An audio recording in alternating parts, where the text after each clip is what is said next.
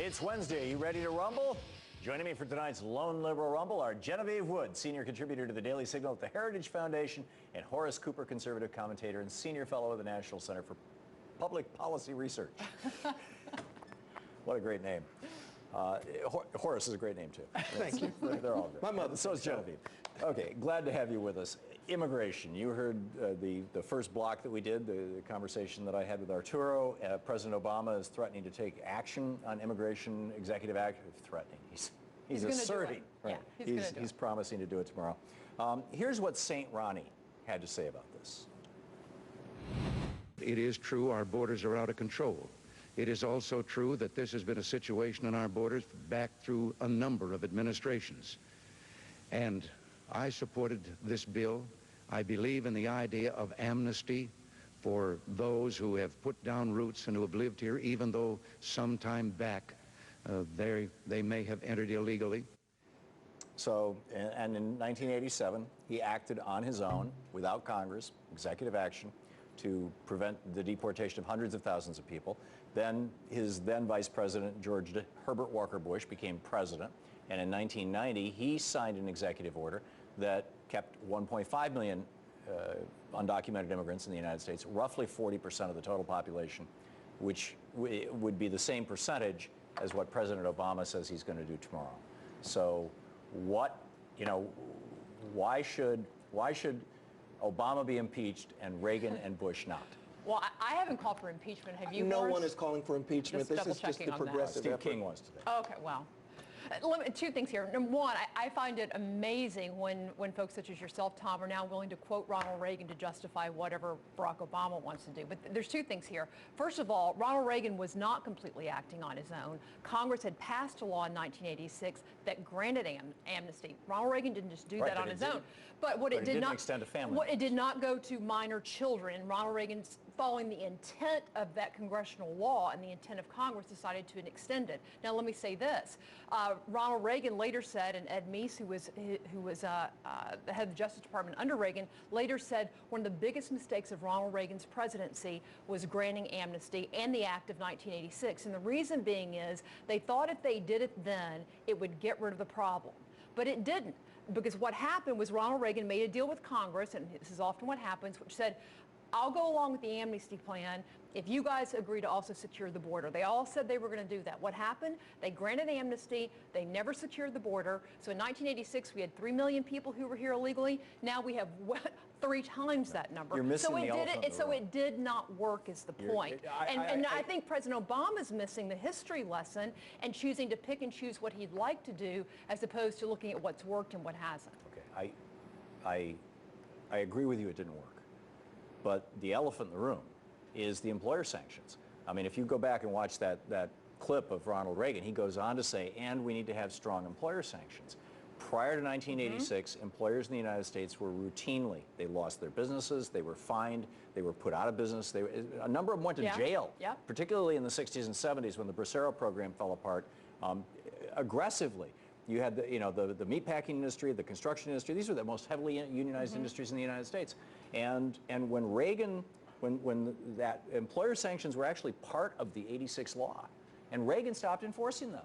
And no president since Reagan has enforced them. So it's like putting up a giant sign saying, hey, if you want to hire people, I mean, there are newspapers on the border in these little border towns that are nothing but ads for companies in Cleveland and Omaha. Thom, I agree with you. Part of the problem, the biggest problem we have with immigration right now is that we have laws on the books that are not enforcing, and that's been true across the board. Okay, I think there's 2 points to make. Unusually quiet for us.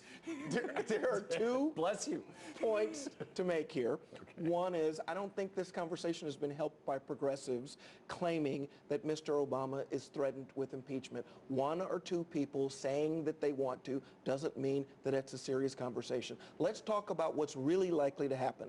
There are measures that will be pushed by members of Congress in appropriations measures to undermine or to obviate those choices. And that's their legitimate right to be able to do the same way that they've done with those prisoners in Guantanamo Bay. Let me translate that into English without arguing with you.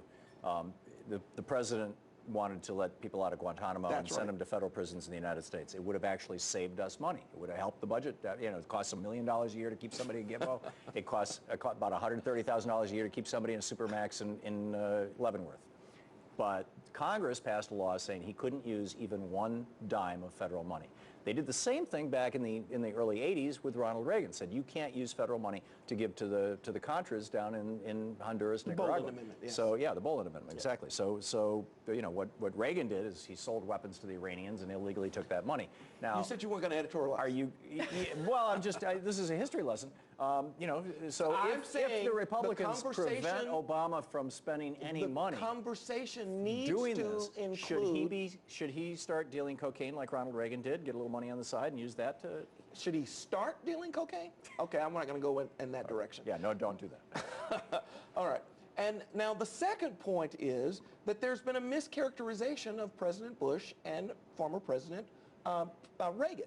In both instances, as just has been pointed out, what has been left out is that the calls were made to the leadership of both parties and the appropriation committees of both parties to say, I'm about to issue this executive order. And acquiescence was given to that.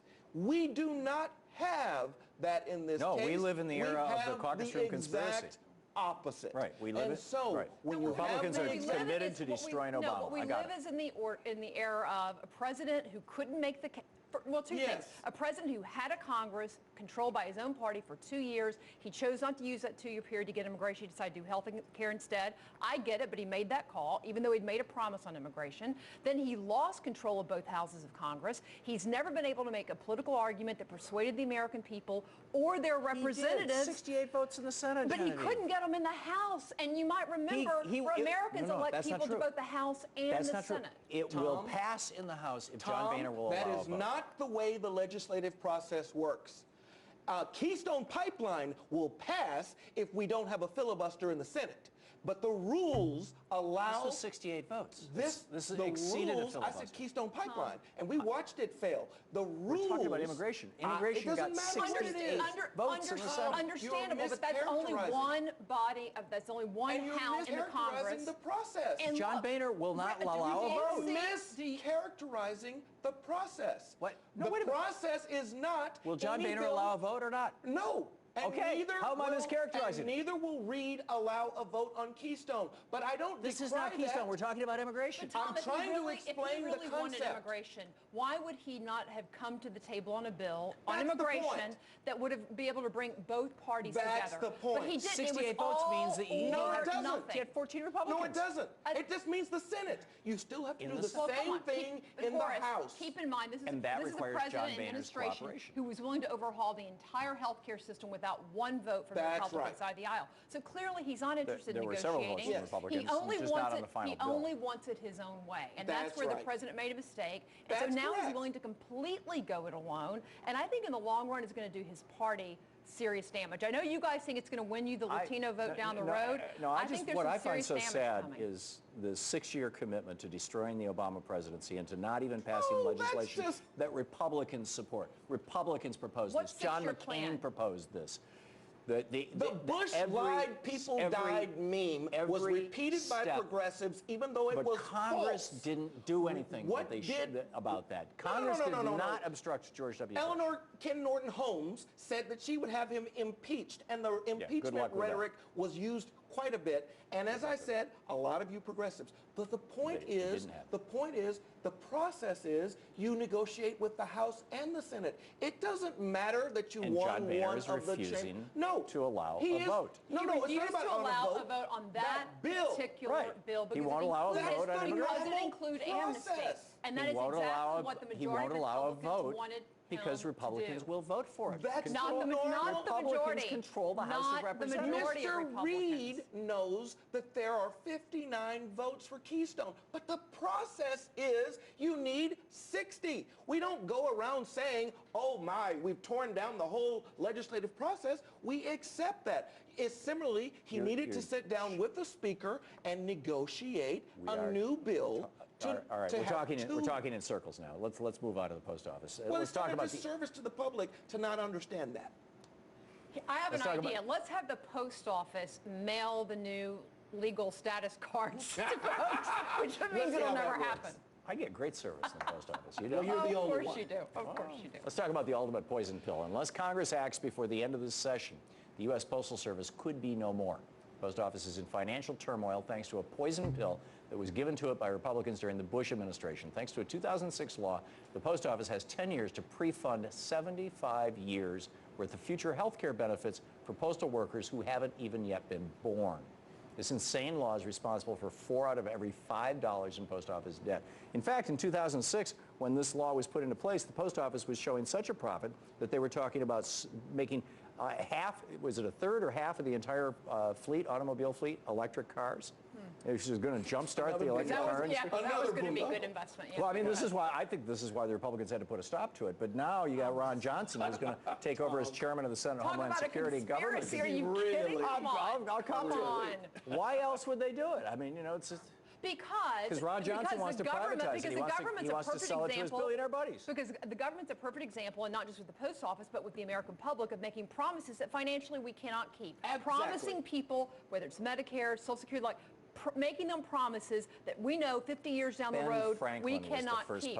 Hold on, let me finish. And same thing with the post office. And frankly, a lot of public unions, teachers unions and the like in states that have made pension promises that we now all see they're unable to keep. The only way they are is by jacking up taxes.